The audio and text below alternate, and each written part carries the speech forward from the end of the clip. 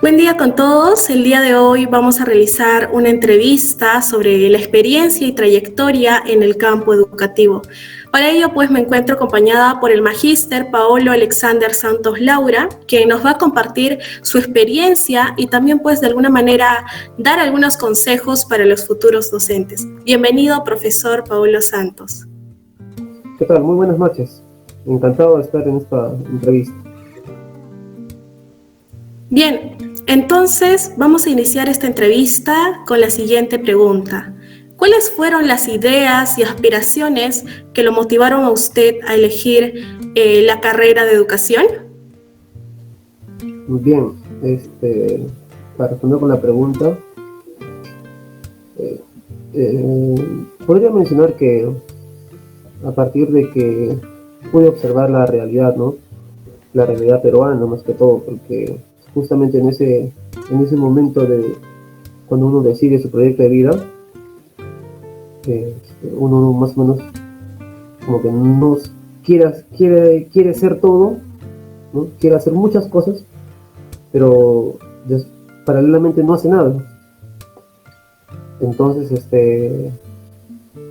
yo me encaucé en esta carrera, porque justamente veía diferentes injusticias en los diferentes trabajos eventuales que yo, cuando era joven, desarrollaba, ¿no? Por ejemplo, un taller de mecánica, o como obrero, o como vendedor, ¿no? O como mozo, ¿no? Uno ve y observa, pues, ¿no? Que las personas no te tratan bien, te explotan, te pagan poco, eh, y ves ahí, pues, ¿no? La miseria, pues, ¿no? De la sociedad, de que debe haber alguien, ¿no? Un ser que pueda criticar esa realidad, y a partir de esa crítica, ¿sí? Motivar al cambio, a la acción, porque no podemos estar así siempre. Entonces, es ahí que yo entiendo, ¿no? De que la carrera de educación sería muy importante, y más que todo la de las ciencias sociales. Si bien es cierto, uno tal vez podría tener afinidad al derecho, pero en la reflexión te das cuenta de que en el derecho, más que todo, uno lo practica y lo ejerce eh, justamente para las personas, ¿no? que, que quieren aprovecharse de la ley para poder justificar sus actos y omisiones. Entonces, no vi en el derecho algo como un ente rector que pudiera hacer cambiar a las personas, porque la ley, ¿no? Se te impone de esa manera, pues, para que tú cambies. Pero sí vi en la educación esa facultad, ¿no? Esa nobleza de que a partir de ella un estudiante, un niño, puede cambiar su vida, su historia, si es que escucha a un docente. Y los niños se toman muy en cuenta lo que uno dice, se lo toman en serio. Solamente basta una idea insertada en una persona para que toda su realidad pueda cambiar. Una, si esa idea es buena, eh, la consecuencia va a ser positiva. Pero si esa idea es negativa, la consecuencia también eh, es muy peligrosa. Por eso las ideas, ¿no? Que se ventilan, ¿no? En las personas son muy importantes. Entonces yo vi, y más que todo, ¿no? En la carrera de ciencias sociales, porque es el docente de ciencias sociales el que interpreta, ¿no? Siempre piden la opinión de un docente de ciencias sociales, no piden la de un matemático, ¿no? O de ciencias, ¿no? El docente de ciencias sociales siempre tiene esa facultad de cuestionar y tiene la última palabra ¿no? Porque en él se deposita, ¿no?, la interpretación justamente de la sociedad. Y es el docente ahí nuestra labor muy importante, pues, ¿no?, porque nosotros podemos abarcar bastantes temas, ¿no?, desde el aspecto emocional hasta los sentimientos, ¿no?, y las familias, y la historia, y la política, muchas cosas. Y por eso me encantó más aún las ciencias sociales, ¿no? Unas ciencias sociales que sea más que todo crítica y responsable, ¿sí?, muy responsable, porque como yo lo llamo, a veces hay docentes, ¿no?, que incentivan el odio, ¿no?, el rechazo, el rencor, ¿no?, más aún los docentes de ciencias sociales, y eso no es positivo para nadie.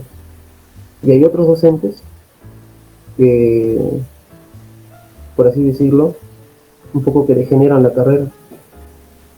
Siempre he cuestionado a los docentes que enseñan en seco, perdón, no, en las tres, porque ellos usan un tipo de pedagogía que para mí es muy grosera, ¿no?, en la cual utilizan el doble sentido con los estudiantes, pero los estudiantes creen que eso es didáctico, ¿no?, insultar, bromear, ¿no?, o, por así decirlo, pulsear, eso creen que es didáctico, cuando no es así, ¿no?, porque usas el recurso más fácil, ¿no?, el morbo, para acercarte a la persona, para hacerle entender, ¿no?, y eso no puede ser así. Justamente como pedagogos, como futuros docentes, no podemos usar el morbo para llegar al aprendizaje. Eso siempre he estado en contra de ello. Pero hay docentes que lo practican, jóvenes que salen de la universidad y practican y enseñan de esa forma, la cual yo realmente discrepo, ¿no? No es didáctico, no es que el docente tenga que hacer bromas, chistes para llegar al estudiante, ¿no?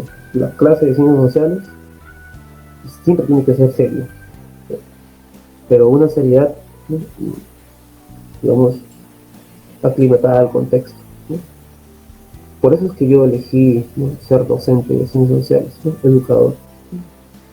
Y creo que he calado, ¿no?, en las personas, de los niños y estudiantes que en todo momento he enseñado, hasta en la nocturna, ¿no?, cuando los niños iban jóvenes, ¿no?, señoritas que no sabían escribir, que no se sabían asear. Es muy triste esa realidad, pero uno a partir de ello les orienta, ¿no?, de que tienen que asearse, de que tienen que vestirse bien, de que tienen que cuidarse. Y eso es porque los padres te entregan a los hijos. Ya no sé qué hacer con mi hijo. Usted es el profesor, ¿no?, y usted tiene la última, ¿no?, la última voz, ¿no? O sea, sentencias como docente. Eso podría decir. Bien, sí, claramente la educación pues es clave para el desarrollo de un país, de una sociedad, y bueno, el rol que cumple el docente en la sociedad también es muy importante, ¿no?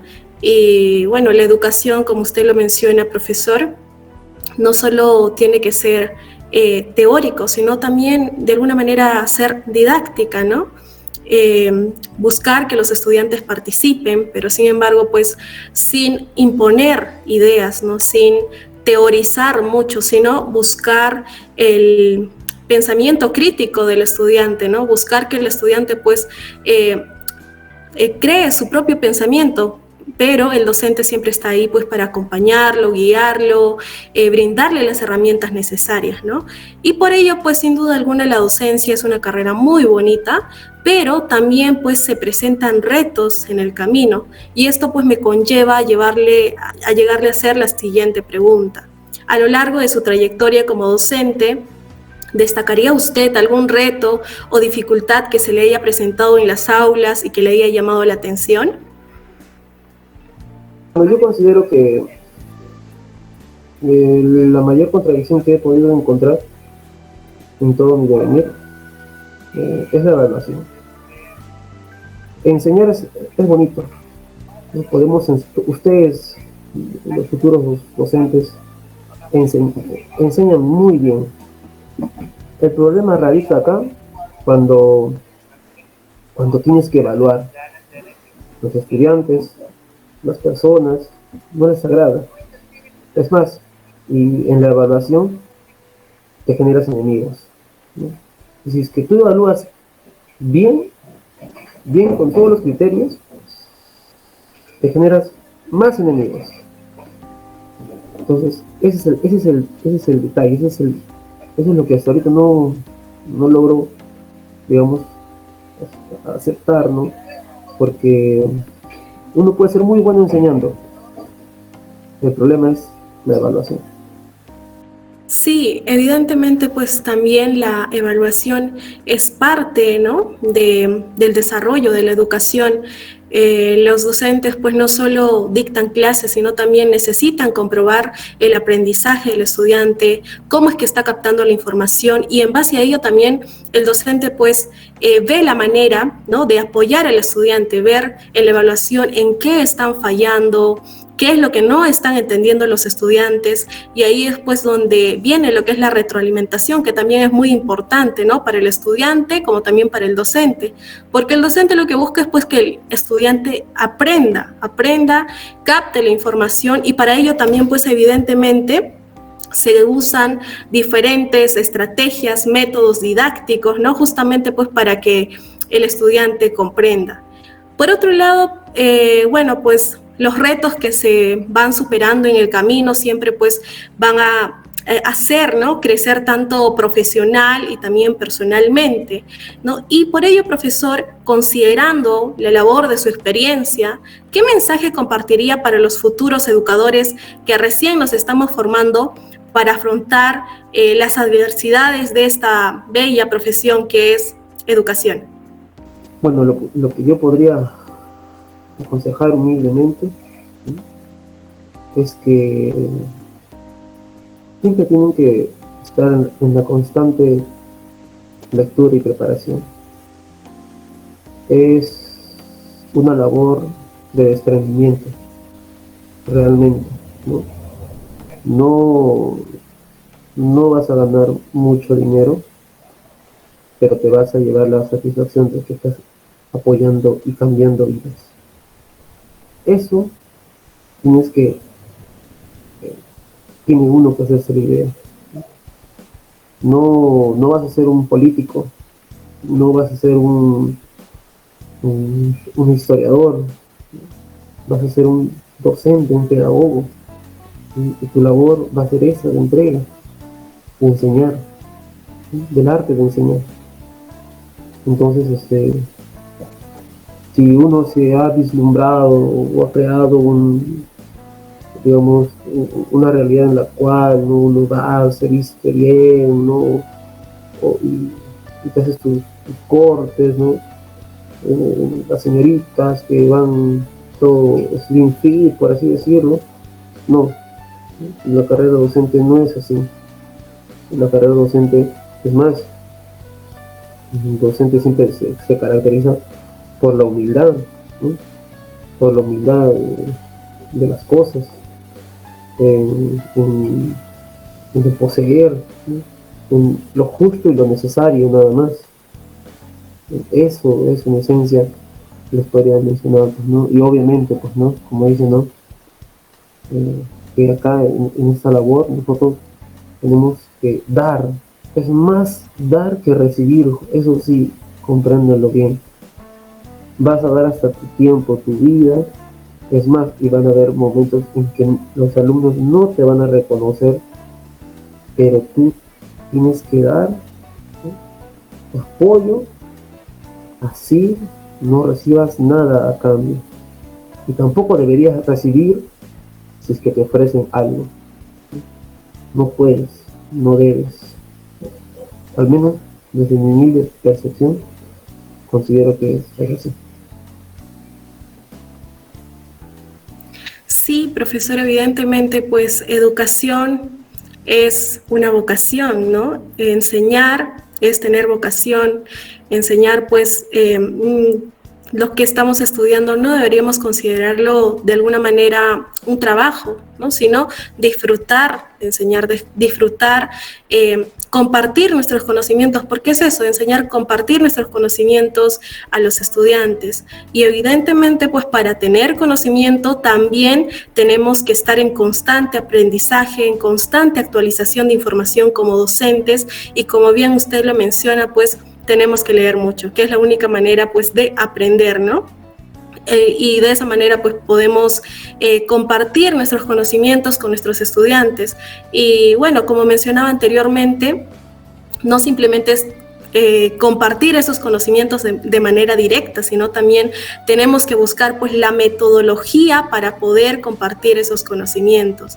Y nada, profesor, muchas gracias por sus respuestas, por sus aportaciones y también su consejo, ¿no? Que de hecho pues lo vamos a considerar mucho. Ya de hecho solo nos faltan 2 años para poder culminar y de alguna manera también ya estar ejerciendo nuestra carrera como docentes. Y muchas gracias por formar parte de esta entrevista, profesor. Es un grato honor tenerlo presente, ¿no? En esta entrevista y gracias por ello, profesor.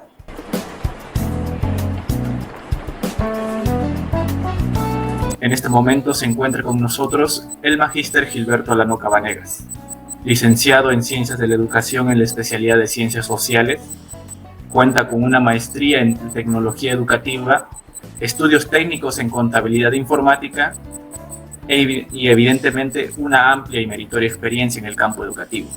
De verdad que es un cordial y es de verdad un gran gusto tenerlo aquí en nuestra reunión, profesor, y espero pueda compartir con nosotros varias de sus experiencias que sé todo nuestro grupo y nuestro salón a quienes va dirigido van a agradecer totalmente.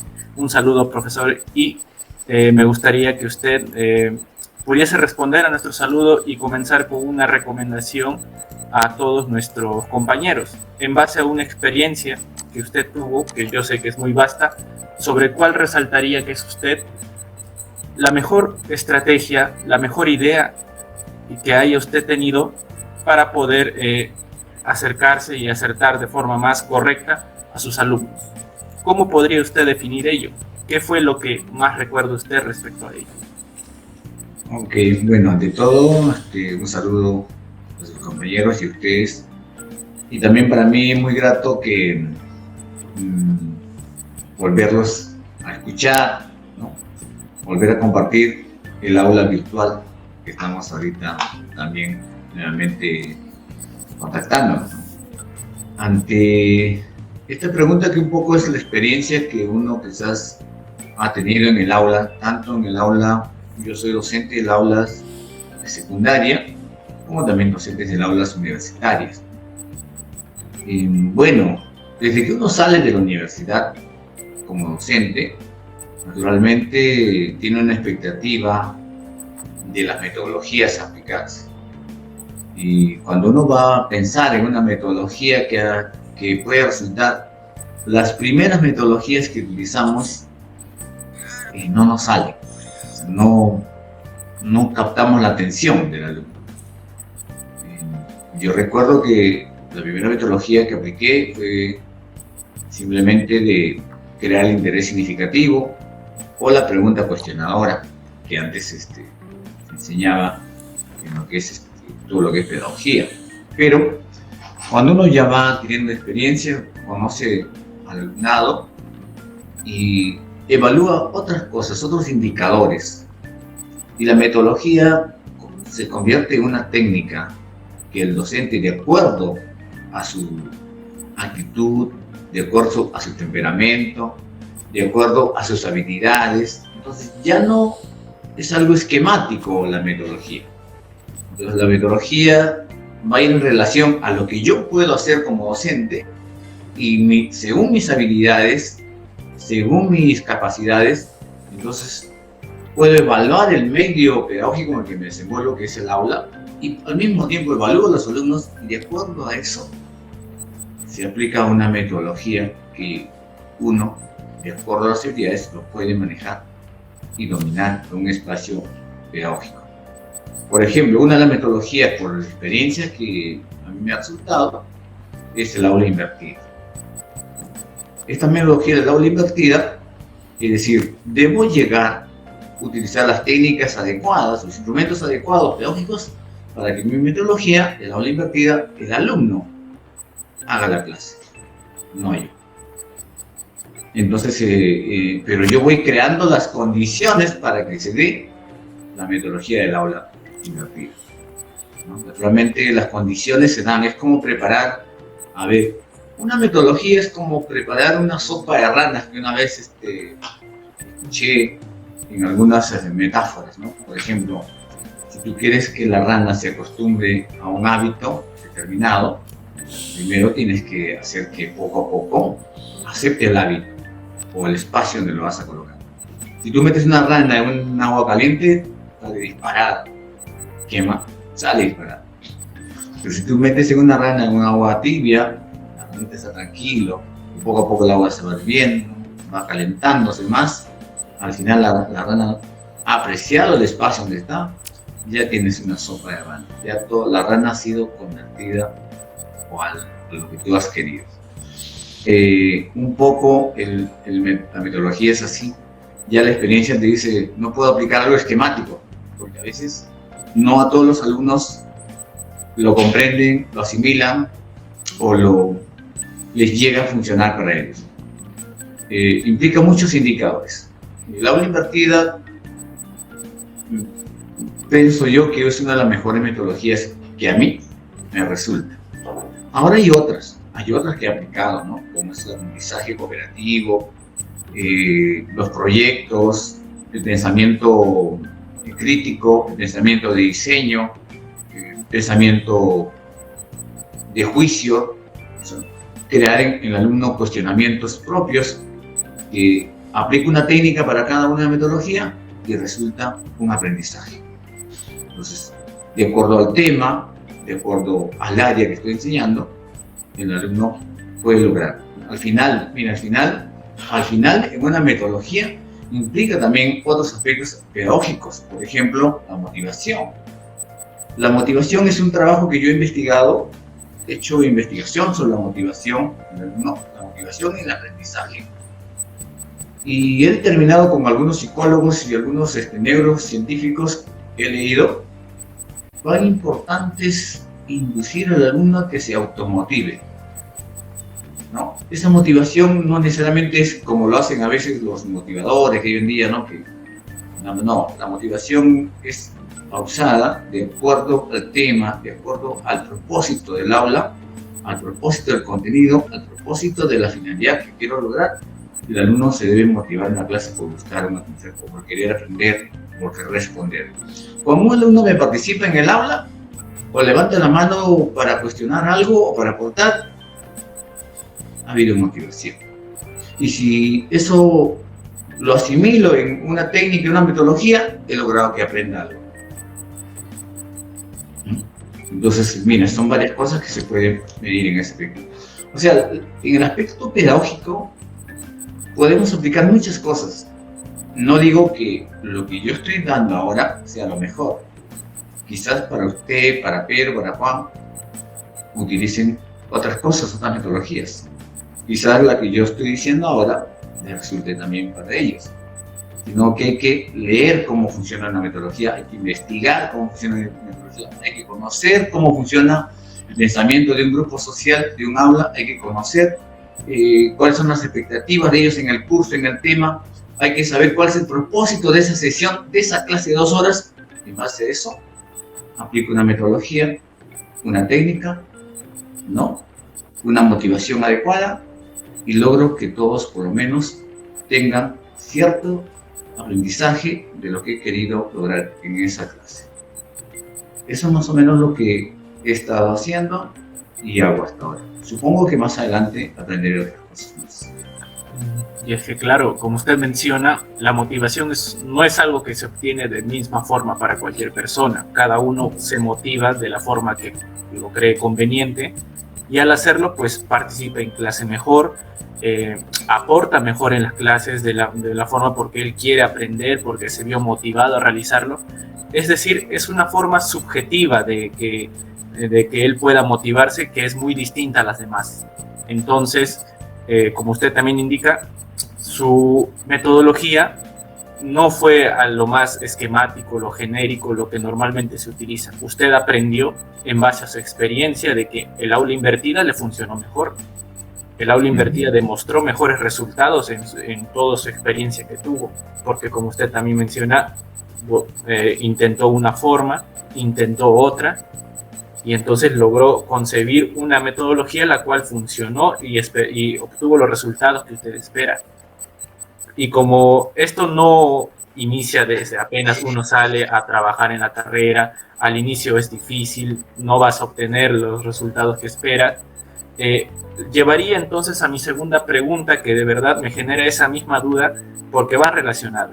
Cuando usted inició en su carrera, un joven en su juventud, claro, ¿cuáles fueron las principales dudas, la incertidumbre que usted tuvo y que lo perseguían más que todo respecto a su carrera? Porque cuando uno sale al campo laboral es muy distinto a lo que uno estudia en la teoría. No es fácil entrar a un trabajo, no es fácil conocer a personas y mucho menos no es fácil entablar una buena relación con los estudiantes si nunca se estuvo en un aula.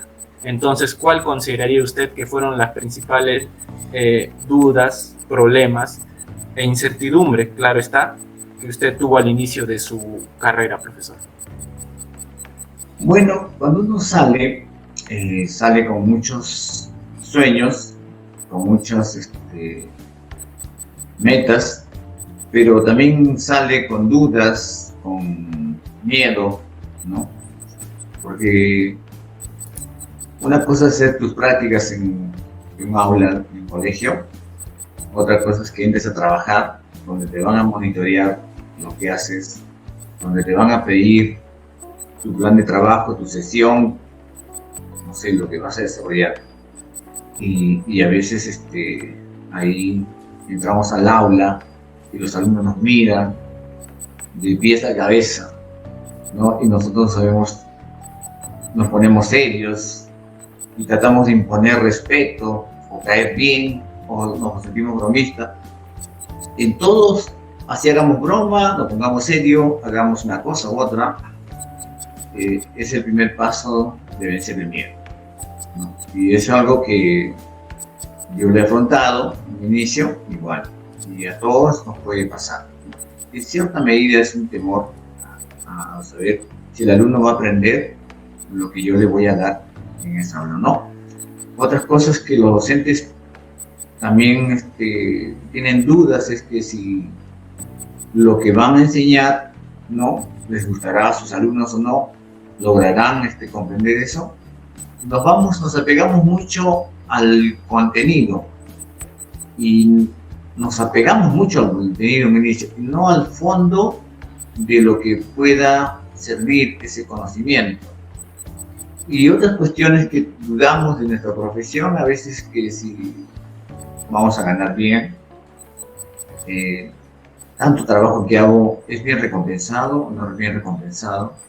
Bueno, antes los profesores su pago era muy poco, ¿no? Yo te cuento que a mí me pagaron 400 soles y yo trabajaba de las 7:50 hasta las 5 de la tarde, casi todo el día. Y los 400 soles solo me servían para mi transporte, ¿no? Y estaba en planilla. Entonces son expectativas que ahora ya han cambiado. Ahora el sueldo de un docente es mucho más alto. Antes no. Cuando yo salí de las aulas era muy poco, pero yo era un apasionado, me gusta enseñar, estudié contabilidad, pero no trabajé en contabilidad, y la verdad que no me hallaba. Y descubrí poco a poco esta vocación, esta habilidad que tenía.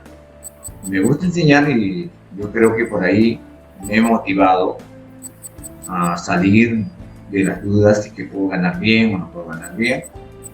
Al final, esta es su forma de pensar de que si lo voy a hacer bien o no lo voy a hacer bien, si que voy a ganar un buen dinero o no voy a no ser satisfactorio a lo que yo voy a trabajar.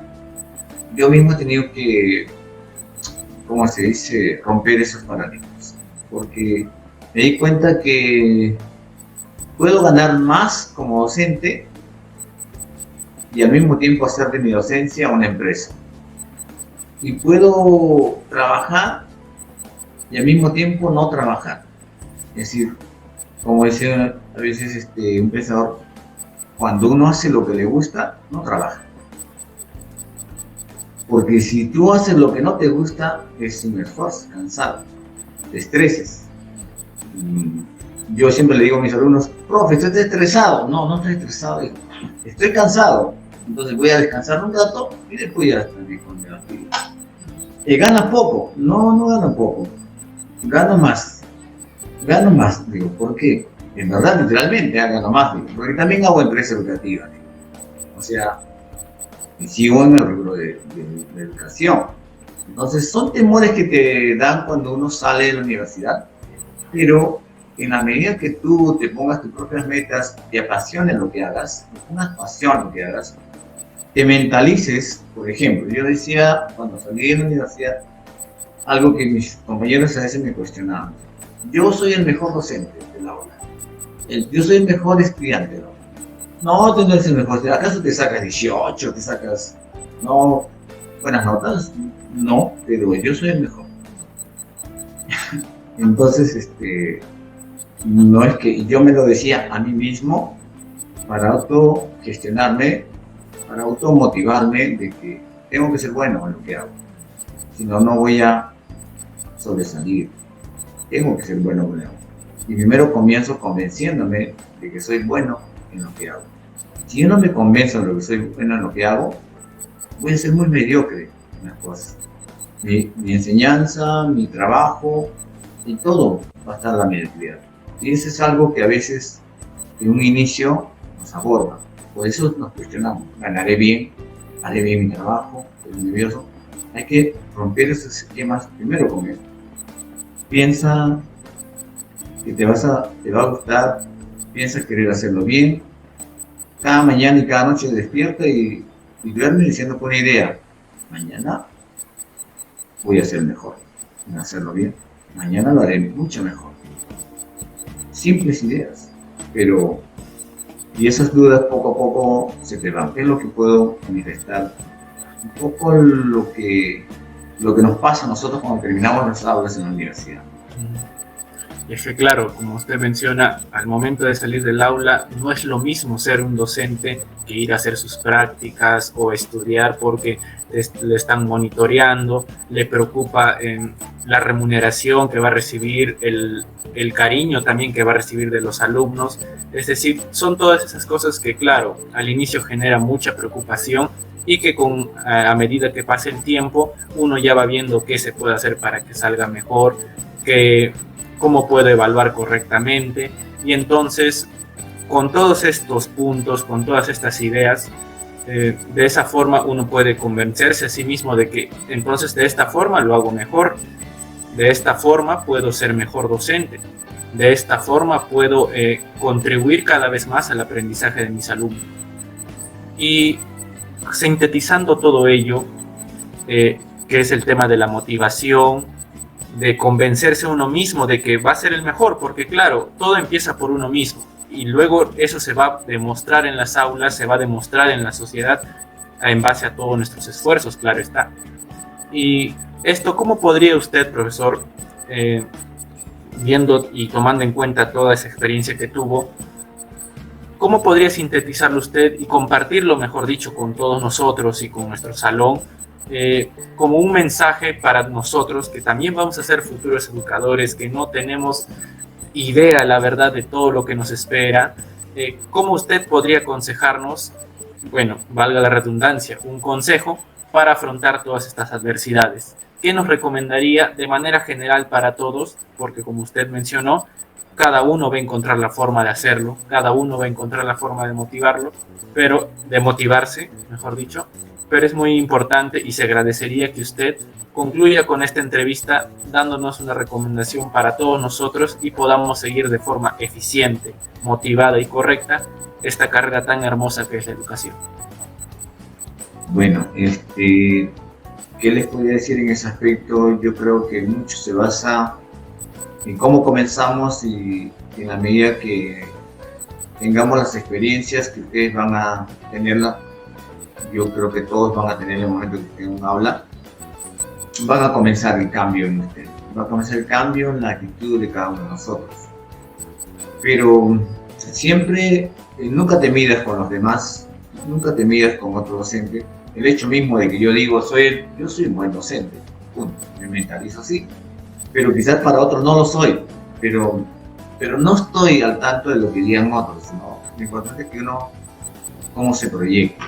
Y tampoco sé que soy el mejor en la realidad, pero sigo pensando que tengo que ser el mejor. Por ejemplo, cuando un profesor es mediocre, solo dice. Acá hay algo que voy a decirlo literalmente, ¿no? El buen profesor explica. El profesor superior dice, demuestra. El gran profesor inspira. A mí me falta todavía. ¿No es cierto? Por ejemplo, el profesor mediocre solo hace su clase literal, solo contenido. El buen profesor explica las cosas hasta que el alumno entiende. El profesor superior demuestra con hechos sus conceptos o las ideas que está tratando de explicar. Pero el gran profesor nos inspira a los alumnos a que esas ideas que se dan en el aula, esos juicios que se pueden interactuar, ellos lo hagan suyo. Así sea administración, abogado, contador, lo que sea. Al final, el conocimiento se puede conseguir en cualquier lado. En internet puedes conseguir cualquier clase de conocimiento.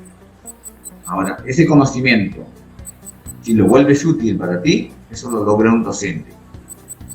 Ese conocimiento se vuelve importante para ti, lo logra el docente. Porque el docente tiene que tener el tono, la forma, y en qué momento, y cómo decirlo.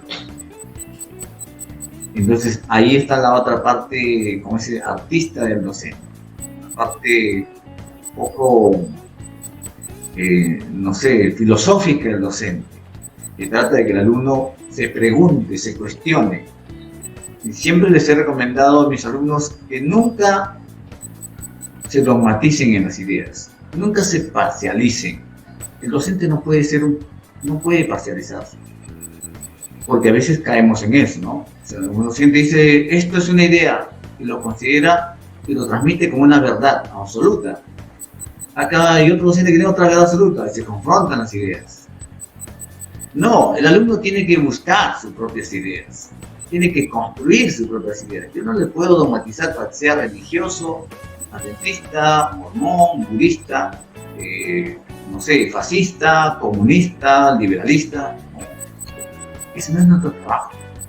Nuestro trabajo es generar que tu propia forma de pensar, tu juicio, se construye en base a esos conocimientos, a esa metodología, a ese método que te dan en el aula.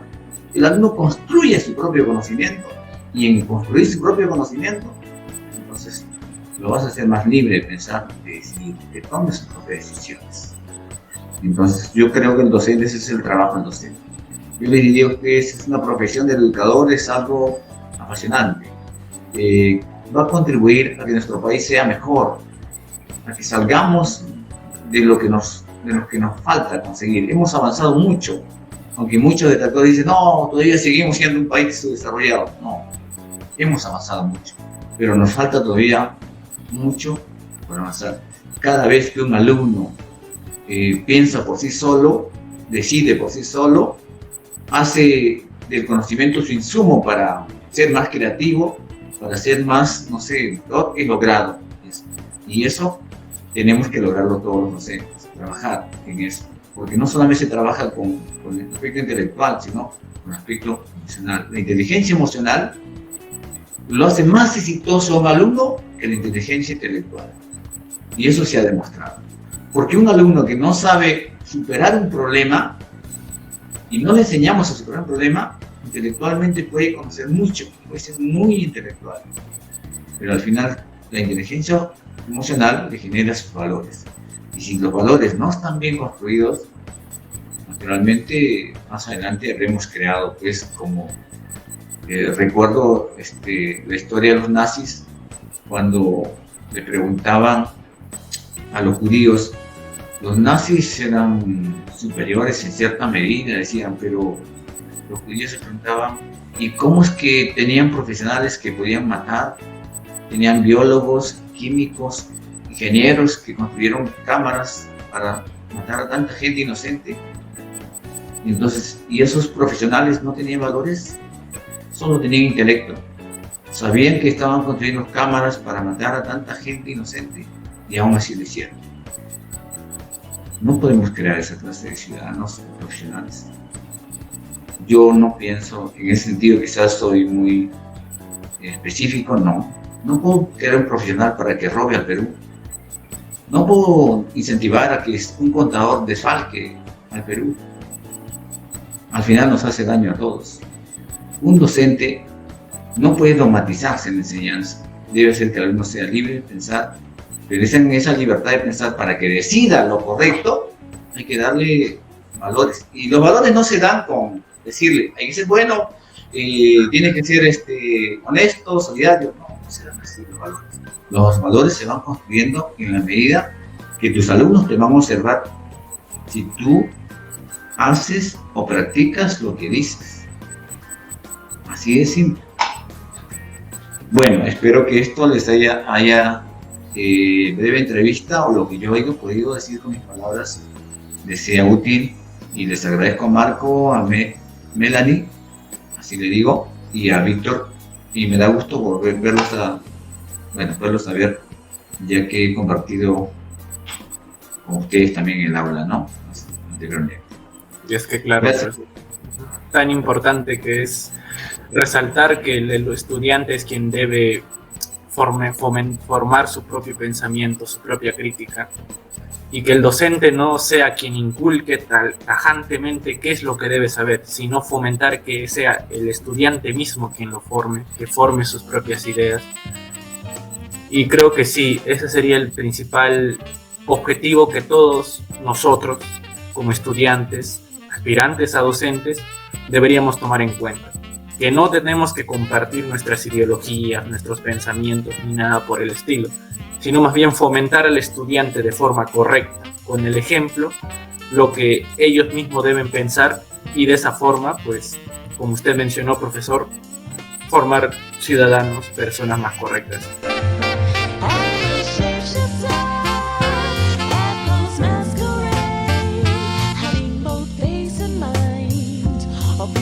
Draw